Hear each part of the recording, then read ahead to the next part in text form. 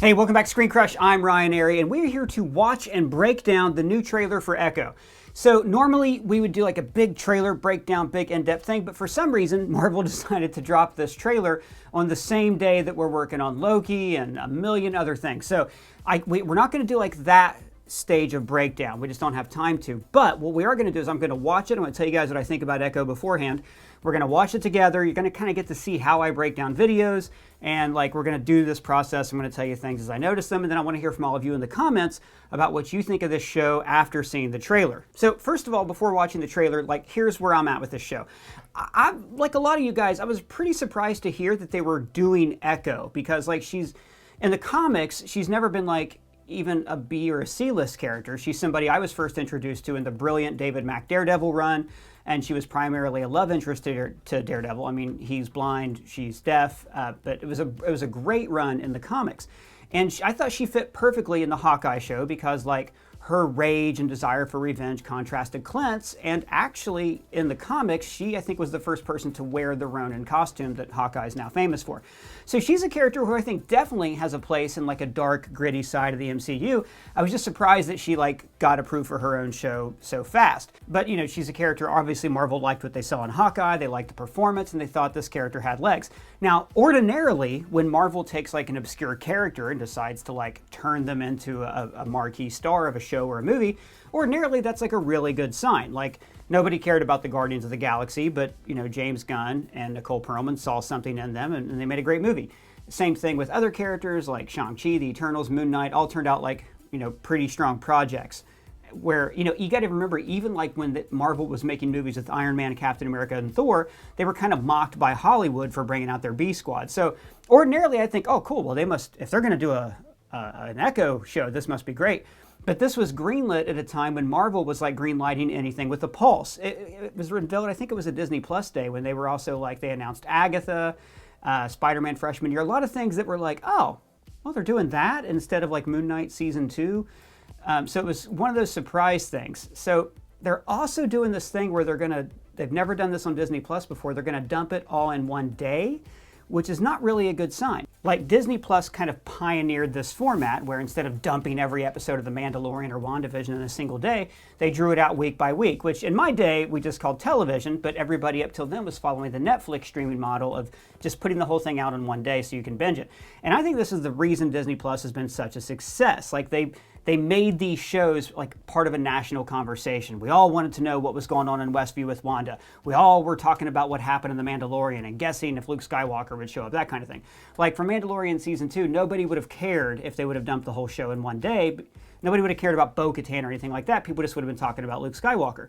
So if now they're suddenly switching to this model, right, where they're putting it out on Disney Plus and Hulu at the same time, it kind of makes me think that they have no confidence in the show and they just kind of want to get it over with. Because otherwise, like Marvel's Disney Plus has not announced anything for November and December. And why not just draw Echo out unless you kind of want to get it over with?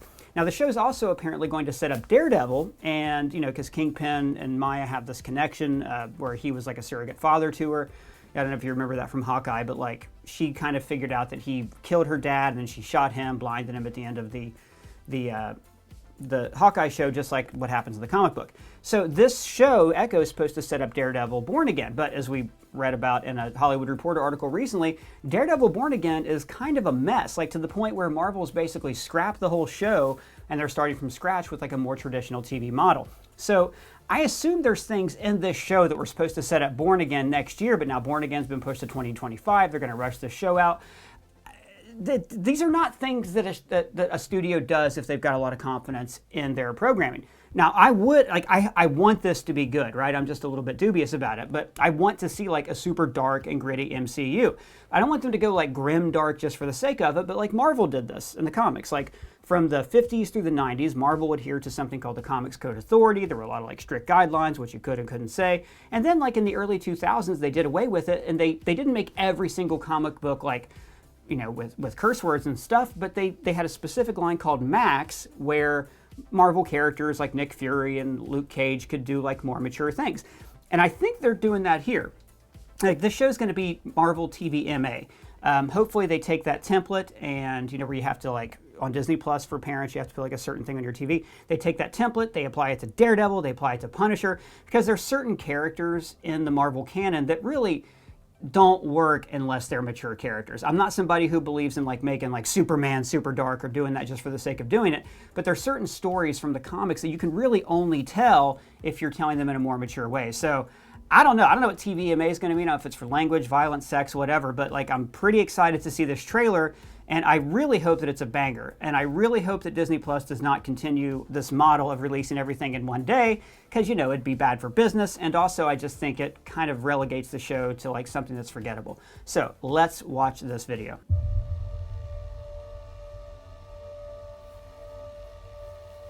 Maya.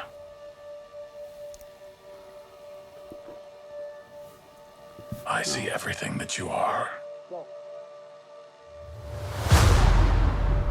I always have.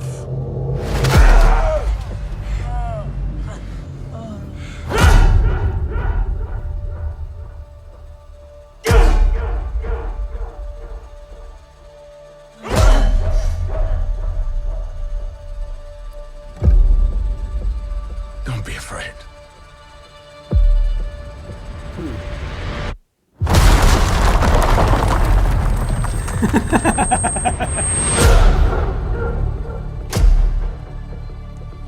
Defender's font. You have so much pain in you. You.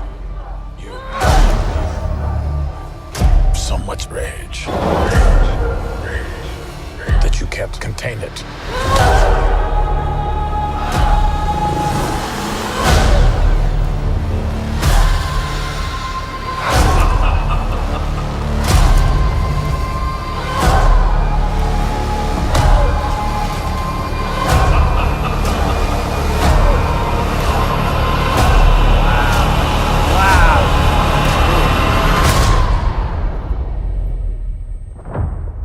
You and I are the same. So, who's the monster? I love Vincent D'Onofrio in that part so much.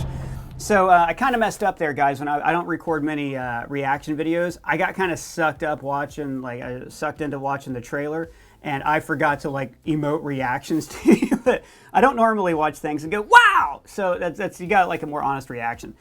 I may even have to like trim down part of that, like if it gets demonetized and stuff. So if you're watching this and you didn't see me like reacting all the way through it, if I just cut certain parts, it is because I forgot to react during the video, and I'm new to doing this. So I want to just scroll through this and talk about a few things. I mean, this looks really good, right? Like, you can let me know what you think down in the comments, but this is everything I want an Echo show to look like and to sound like. And they've also hit like a lot of like really cool small details here and things I didn't know were coming. So just gonna like run through a few things here. Love how they start off with Maya as a child. It just immediately gets you in her corner, helps you sympathize with her, because everybody, of course, like wants to be on the side of a child. And we see like she's this kid, she's got one leg, she's got a disability, and she gets treated like crap by this hot dog vendor. So, and then they immediately counter that with Kingpin stepping up and being her defender. So it puts us in this weird position where, yeah, the guy treated her like a dirtbag, but does it merit this like extremely violent beatdown Kingpin gives him? And it reminds me of like when he in Daredevil, you know, when the Russian guys walk in on him and Vanessa, and he just like kills that Russian guy by like bashing his head in the cab door. It's that level of violence and blood, and it's really telling that Maya is not afraid of him, right? Like Maya goes back, and she's just staring at him blank face. I think that's the moment where he really sees something in her, that she doesn't shy away from like a hard life, and he can mold her into being an assassin. Make America Skate Again. Very funny. It made me laugh out loud. And then, that's the Defender's font. I think I mentioned that earlier. And then we see Maya, I presume, at the grave of her dad, which is like her main motivation. I would think that what she's doing now in the show, I mean, she's got revenge against Kingpin. Maybe there were some other underworld people. Maybe she wants to take down the Kingpin's whole operation. And then, you know, Kingpin's an art lover. We see him here looking at like a modern art painting, just like Rabbit in a Snowstorm, the one that he bought from Vanessa. They bonded over in the Daredevil TV show. Interesting. I wonder if we're going to see like, I'm not sure how she, if she was born deaf or if that was part of an accident that also took her leg, or how that happened. But Man, this looks so good. Oh, that's an interesting shot that we see like the wall cracked like that, because that's like Rabbit in a Snowstorm, which is like this painting that was like it reminded Kingpin of the wall he stared at when he was a kid. If you've seen the Daredevil show, if you haven't, I'm not going to say any more and spoil, but now it's got a big crack in it. It looks like from somebody bashing into it, which again could be emblematic of like Kingpin being blinded in one eye, like we'll talk about in a second. Interesting. I mean, the action shots all look good. Oh, it's Daredevil. I missed Daredevil before. See, there you go. So Daredevil is going to be in the show, and it looks like he's wearing dark red, gritty Daredevil costume, like Daredevil from the Netflix series and not like yellow She-Hulk Daredevil. So there were rumors that Daredevil Born Again, like that he wasn't showing up in costume till like episode 3 or 4, and that it had a more lighthearted tone. And Marvel just went, no, this, I don't know how that got greenlit to begin with, but they pumped the brakes, and now we're going to get a Daredevil that's like a very dark, more in tune with like the Netflix show. And it looks like they're going to merge the Hawkeye series with that. But like I said, TVMA. And there's a lot of pretty gory violence in here. Like juxtaposed with all these like beautiful imagery of her childhood, of like her mom, and then of these leaves. A disco ball that's painted to look like Saturn. I think that's from the skating rink. Again, I'm not going to go through and do like a shot-by-shot breakdown here, but it is like this shot of Kingpin and young Maya is just so telling for like what her childhood was. There's also a shot in here of her like as a young girl under training with a gun pointed to her head. And then, yep, here's Vincent D'Onofrio as Kingpin, eye patch. In the comic, he's like fully blinded temporarily when she shoots him. I don't remember how he gets his vision back.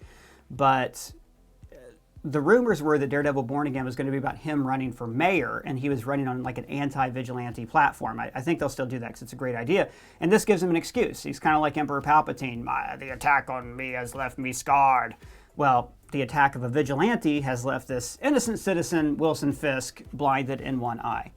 So I just love Vincent D'Onofrio so much. Like the opportunity to see him like in the MCU proper, and really where I hope they go with this, right? Like this is cool, this is awesome. I wish they weren't dumping it on one day, but I hope it's really good. Where I hope they go with this is like Marvel's going to have their gritty street level heroes, right? They're going to have Punisher, they're going to have Daredevil, and if I just really want Spider-Man to weave, I know we all want Spider-Man to weave into that. Like really, if you want to make Born Again a hit, just get Spider-Man in it, because everybody wants to see Daredevil and Spider-Man properly team up like they do all the time in the comics. But for my money, if you're going to tell a gritty, dark story like that, you really need Spider-Man to kind of offset it like he does in the comics. Like Spider-Man, like Punisher started off as a Spider-Man villain. Like Spider-Man is the polar opposite of what Punisher does. He does not approve of his tactics at all. He's always trying to bring him in. Daredevil also tries to bring in Punisher in the Netflix show, but there's also this thing where Daredevil's tactics also get pretty brutal. And so he kind of bridges this line between the happy world of Spider-Man and the dark, gritty world of the Punisher. So I think if they're going to go full in with this, you need Spider-Man in there as like a voice of reason or a base. Like the guy who is the person that is always going to have like the moral high ground, you know? Also, it would just be cool, like if they're doing this, and I think they're doing this right, like that's the great thing about Marvel, is like all the stuff I read in comics as a kid about Thanos and Kang and all these characters, Doctor Doom, we're finally going to get to see them like done on the screen right.